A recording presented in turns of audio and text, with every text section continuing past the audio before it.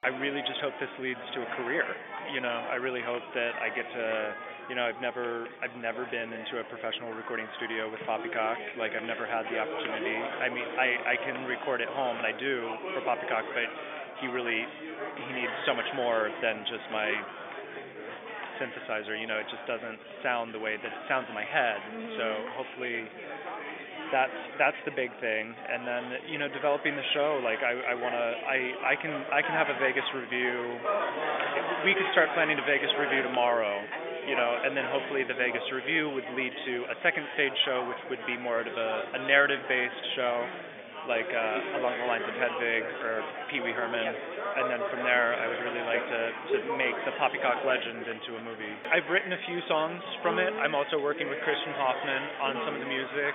Stephen Aramis from Wicked is interested in collaborating with me as well.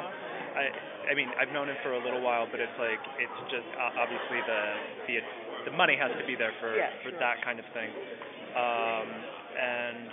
And then it would also obviously include a few classical pieces as well. So kind of be this kind of mashup of Broadway, pop rock, opera, kind of all kind of in this fantastical kind of fantasy. I really don't court fame. I'm really not. It's something to be managed, and I realized if I really was going to perform at the level that I wanted to, like if at a certain time it becomes a business and your profile is going to be at a certain point where it's like people are going to know who you are. Like if you're going to have the costumes and the sets, then you can't just do that in your bedroom by yourself.